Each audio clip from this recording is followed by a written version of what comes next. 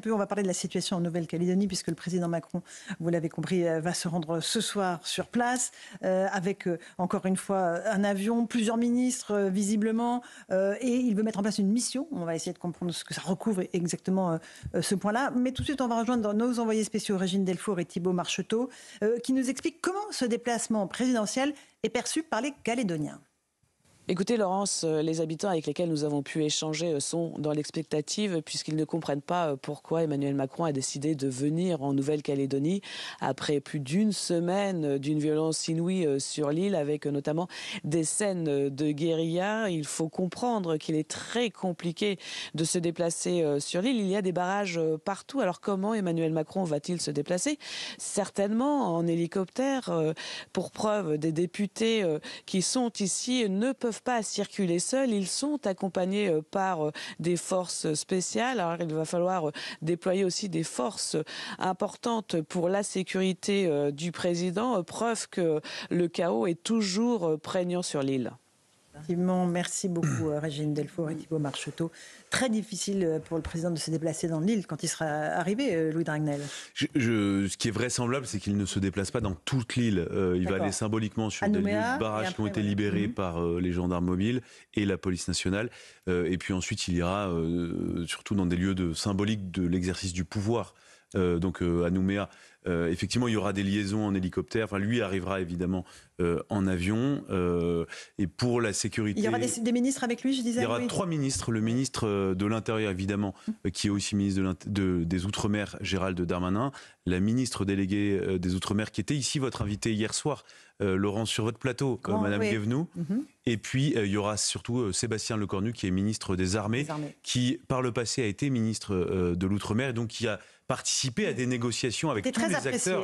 Il était très apprécié. Et je me souviens même d'un moment où, pendant le Covid, il est resté, je crois, une vingtaine de jours, voire même peut-être plus, en Nouvelle-Calédonie, puisqu'il, je crois qu'il était covidé. Bien sûr. Il était bloqué, donc il est resté en Nouvelle-Calédonie. Je pense aux policiers, aux gendarmes sur place, qui ont payé un lourd tribut à ces émeutes. Jean-Christophe Couvi, assurer la sécurité du président. En plus de tout, ça va être quand même une charge supplémentaire, on est d'accord? Bah oui, c'est une charge supplémentaire. C'est sûr que déjà, il faut protéger les citoyens parce que c'est leur droit et c'est pour ça qu'on y va. Et après, il va falloir retravailler davantage parce que quand il y a le PR qui vient, enfin le président de la République et le ministre de l'Intérieur, forcément, ça demande encore plus de moyens, encore plus de présence policière. Et donc, oui, ça ne nous arrange pas. En même temps, on comprend aussi que c'est important politiquement. De toute façon, il y a la politique d'un côté et de l'autre côté, il y a tout ce qui est côté opérationnel. Voilà. Et ça, nous, on le doit à nos citoyens aussi de les protéger. Mais je veux dire, c'est un combat de tous les jours. On parlait de l'administration tout à l'heure. Vous savez qu'on s'est battu là pour faire venir le médecin des CRS, ce qui s'appelle le groupe d'appui médicalisé.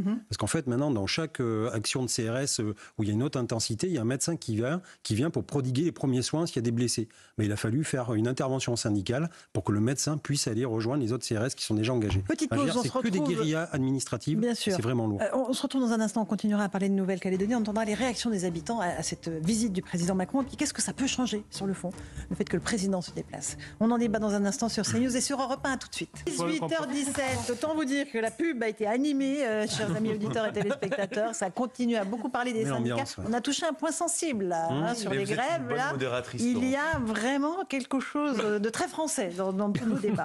On va continuer à parler de la Nouvelle-Calédonie si vous le voulez bien. Le président Macron se rend sur place. On va essayer de comprendre qu'est-ce qu'il va y faire avec vous, Louis Dragnel. On va juste écouter le ministre de l'Intérieur, Gérald Darmanin, qui a rappelé que par 3 fois déjà les Calédoniens ont dit non à l'indépendance. C'était tout à l'heure à l'Assemblée nationale. Écoutez. J'entends votre question politique, Madame la députée, mais depuis le début de ce débat, vous ne répondez pas non plus à la question qui consiste à tirer les conclusions des 3 référendums qui ont été organisés courageusement sous l'autorité du président de la République. Et par 3 fois, les Calédoniens ont dit non à l'indépendance. Que faut-il faire d'autre que de constater la voie démocratique que des Calédoniens qui se sont librement exprimés dans des référendums qui étaient justement prévus dans les accords de Matignon et de Nouméa, que vous citez sans cesse, mais la conclusion des accords de Matignon et de Nouméa, c'est 3 référendums. Et 3 référendums, par 3 fois, on a répondu non à l'indépendance. Voilà, c'était une question, réponse à une question d'une députée socialiste. Louis Dragnel, qu'est-ce qu'il va faire Emmanuel Macron sur place? Alors, la première chose... Vraiment il pense que les émeutes vont s'arrêter? Alors déjà, les émeutes diminuent un tout petit peu. Oui, il y a beaucoup Globalement, de policiers, la pression sécuritaire diminue un tout petit peu. Je n'ai pas dit que c'était réglé. Okay. C'est diminué un tout petit peu. Et lui est convaincu qu'il va réussir à mettre autour de la table toutes les parties prenantes, c'est-à-dire les partis indépendantistes et les non-indépendantistes, pour essayer de trouver une solution. Moi, j'ai l'impression que ça va quand même être très compliqué. Donc, il va annoncer la nomination, la désignation d'un médiateur pour essayer de trouver une issue à cette crise. Ça va être très compliqué parce qu'il y a un certain nombre de réponses aussi qu'il va devoir apporter. Est-ce qu'il y aura une réunion du Congrès conformément à son engagement avant la fin du mois de juin pour voter la loi, pour entériner la modification de la Constitution? Est-ce qu'il va renoncer? Voilà, donc il y a beaucoup de questions. On n'a pas beaucoup de réponses, donc on attend de voir. Non, mais on attend de voir. On a quand même quelques informations, Laurie, sur ce qu'il veut faire là-bas. Oui, sur place, oui. Il va essayer. Non, mais tu trouves que c'est une bonne idée c'est une bonne idée qu'il a sur place? C'est une très bonne idée. C'est une très bonne idée qu'il aille sur place. Oui. Mais globalement, il va rester. Il a 24 heures et ça va être très court. Très court, Alexandre. Non, mais je pense qu'il doit aller sur place. Ne serait-ce que si on considère que la Nouvelle-Calédonie c'est la France, il faut s'adresser aux Calédoniens. Il faut qu'ils se sentent français, qu'ils se sentent aimés, appartenir à la République. Et donc, je pense que c'est symboliquement, c'est important que le président de la République y aille. Il aurait peut-être pu y aller avant, mais je crois que c'est un bon élément pour dénouer la crise. D'autant plus que quoi qu'il arrive, il faudra faire avec 40% de Kanaks, dont une partie sont convaincus qu'ils veulent leur indépendance. Alors, on ne convaincra pas peut-être les indépendantistes les plus radicaux, mais ceux qui sont dans une zone grise, il faut les convaincre, je crois. Le signal, on n'a pas d'autre solution. Le signal que ça envoie, c'est-à-dire faites des émeutes, cassez tout, brûlez tout, le président va venir vous voir. Je pense que oui, mais alors il y a dans les émeutiers des voyous, une situation parfois comparable aux émeutes de banlieue, mais c'est pas tout à fait la. Laurence, non, mais je sais pas qu'on fait la comparaison. Je dis, Laurence a tout à fait raison. C'est exactement ce qui s'est passé sur le territoire métropolitain. Absolument, il a laissé faire les émeutes. Il s'est donné 100 jours pour réfléchir. Conclusion, ils vont pas à la mer et à la montagne. C'est de la faute de l'oisiveté. Donc oui, et pardon, la présence là d'Emmanuel Macron, elle est plus qu'indispensable, ne serait-ce que parce que déjà le pouvoir symbolique doit être acté dans une situation absolument anomique en Nouvelle-Calédonie, mais aussi parce qu'il y a un risque de contagion, de contamination, de panurgisme sur les autres territoires d'outre-mer et départements d'outre-mer qui pourraient prendre comme exemple la Nouvelle-Calédonie en se disant finalement les indépendantistes et ceux qui refusent entre guillemets l'ingérence française décident d'émettre un climat insurrectionnel, eh bien vu qu'il n'y a pas de réponse politique verticale et forte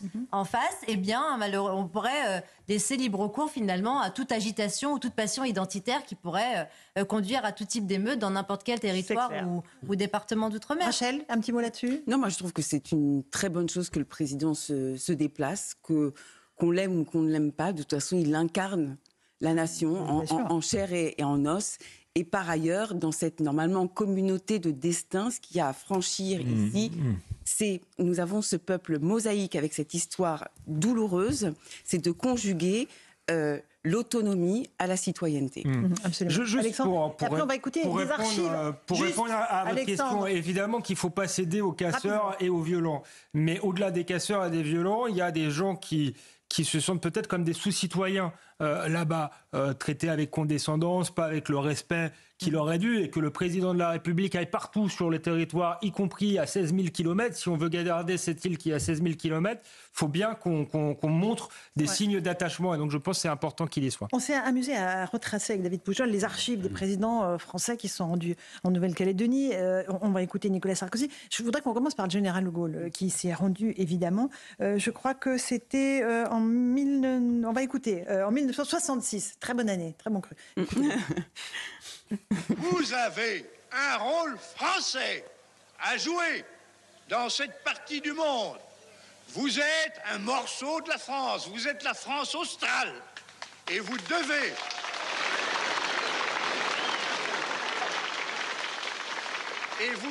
dans la paix, comme vous l'avez fait dans la guerre, être pour toute notre communauté nationale un exemple d'effort, de fraternité et de progrès. Formidable, évidemment. Et oui, bon, voilà, Gaulle, c'est c'est le papa, indiscutable, voilà, c'est De Gaulle, c'est le papa. voilà, et qui rappelait que, évidemment, les Français du Pacifique ont été les premiers à rejoindre la France libre du général en 1940, Rachel. Et ça, faut pas l'oublier. Exactement, exactement. Et je suis frappée par l'emploi du mot fraternité qu'on n'emploie plus aujourd'hui. Parce que c'est de ça dont il est question. Et même le mot français, que l'on n'emploie plus aujourd'hui. La République. Oui. La République. Faites vivre la République. Moi, c'est une haute idée de ce qu'est la République. En fait, oui, le peuple français est mosaïque. Le peuple français est sur toute la planète. Et effectivement, ça ne se couche jamais, en fait. Le soleil se couche jamais sur le sol français. Mais il faut donner l'envie d'aimer, d'être français. Et à un moment donné, il y a une perdition. Et c'est ça qui est compliqué. Et quand on voit qu'effectivement derrière, en filigrane, il y a des puissances étrangères qui sont là, qui lorgnent sur ce caillou, je suis désolé, oui, c'est rageant. C'est rageant parce que, et on le voit, le risque, effectivement, c'est que ça donne des idées, que ça s'embrase, notamment dans les Caraïbes, Martinique, où il y a un terreau, même la Guadeloupe, il y a un terreau. Il y a même un terreau séparatiste. Et nous, on le sent, ça essaie de prendre. Parce que, mais en même temps, quand on regarde dans les Antilles, vous regardez toutes les autres îles. Moi, je suis désolé, mais encore une fois. Et même dans le Pacifique. Dans le Pacifique, mais on est français, mais je n'ai pas envie que les Antilles deviennent Haïti ou deviennent Sainte-Lucie, ou etc. Enfin, je veux dire, c'est à un moment donné, les Caraïbes, ce sont les îles françaises où il y a le meilleur taux de PIB. Enfin, à un moment donné, il faut aussi être lucide. Alors l'indépendance, je veux bien qu'on garde une partie, c'est normal, de la culture, de l'autonomie.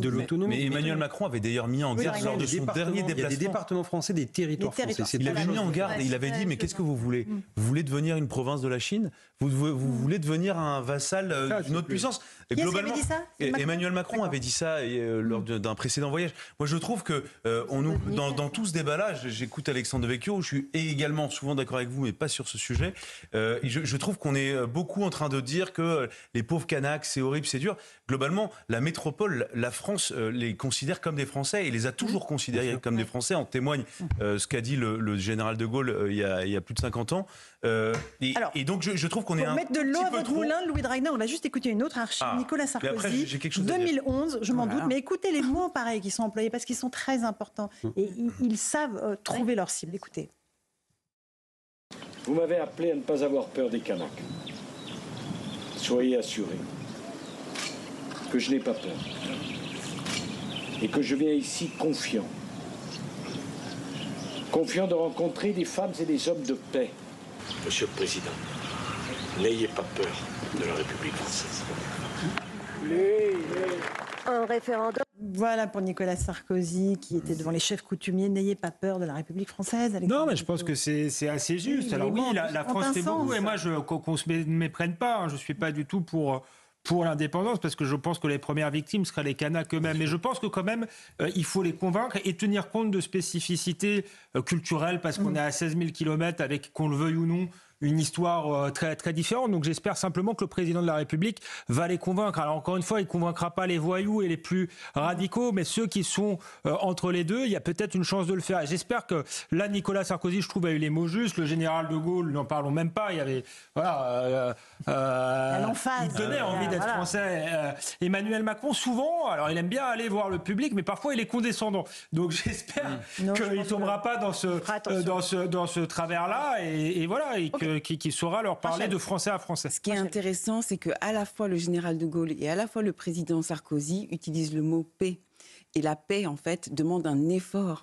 Cette conjugaison-là, c'est un effort. Donc, en fait, je crois que la présence d'Emmanuel Macron demain, ce sera pour essayer de motiver et mettre cette énergie dans cet effort de conjugaison pour l'unité. Louis Dragnel, vous avez un tout petit truc à ajouter. Non, pas très long. On peut envoyer... là, je trouve qu'on est quand même en train d'envoyer un message de grande faiblesse. Parce qu'on voit donc ce caillou français qui est à feu et à sang. Il y a des évacuations qui sont faites à la demande de pays qui ont des ressortissants chez nous. La Nouvelle-Zélande, il y a l'Australie, il y a 56 Japonais. Et c'est quelque chose d'assez rare que des pays étrangers demandent l'évacuation de leurs ressortissants sur notre territoire. Mais nous sommes la faiblesse de la réponse aussi s'illustre à travers les moyens qui sont envoyés. Alors certes, évidemment, l'action des forces de police et de gendarmerie sur place est immense et on sait qu'ils ne comptent pas leurs heures. Mais 1000 policiers et gendarmes de plus, c'est pas énorme. Et pourquoi on peut pas en envoyer plus? Parce qu'il y a l'organisation des Jeux Olympiques qui va consommer énormément de moyens. C'est là où Marine Le Pen, pardonnez-moi, attendez, je termine simplement. On s'extasie devant l'envoi de livraison de 40 tonnes de matériel et de nourriture. 40 tonnes, c'est rien. Mais c'est rien du tout. C'est pas avec ça qu'on va nourrir 271 000 habitants. Moi, je suis frappé par cette illustration du déclin français à travers la réponse qu'on envoie à ce territoire qui habite. Il y a quand même une base militaire avec plus de 1500 militaires français. Il y a tous les services de l'État qui sont présents sur place. Je n'avais pas mesuré à quel point on aurait été aussi faible à travers. On a été aussi faible à travers cette crise. Alexandre, rapidement. Non, mais la réponse, elle est matérielle, mais la réponse, elle a lieu ici, au sein de l'Assemblée nationale, avec des personnes qui ne font qu'attiser la haine, qui ne font qu'attiser le chaos, qui ne font que racialiser, qui ne font qu'ethniciser en fait la problématique. Alors même que ici, on pourrait leur dire non, il y a une citoyenneté et il y a des limites à ne pas franchir. Alexandre, oui, c'est vrai que ce serait une catastrophe, j'ai dit, pour les Kanaks eux-mêmes, mais pour la France elle-même, parce qu'il y a aussi des velléités séparatistes en France, à mon avis, beaucoup moins compréhensibles et légitimes, et que voilà, ça pourrait être le début non seulement du déclin, mais de la partition qu'on annonce maintenant depuis des années. Juste un point sur effectivement, on n'a pas envoyé tant de forces de l'ordre que ça à cause des Jeux Olympiques, et c'est là où Marine Le Pen, beaucoup lui sont tombés dessus, en faisant semblant de ne pas comprendre ce qu'elle avait dit. Quand elle dit qu'elle mettait en cause le calendrier, elle avait prévenu le président de la République qu'il fallait peut-être attendre avant de proclamer la loi, parce qu'elle connaissait la situation sur le terrain et il risquait d'y avoir ces troubles-là. Donc voilà, c'était simplement, ça permet de rectifier un certain nombre de contre-vérités. Et Marine Le Pen est notre invitée demain à 8h10 sur CNews et sur Europe 1. On aura l'occasion de poser toutes ces questions concernant la position du Rassemblement national sur la nouvelle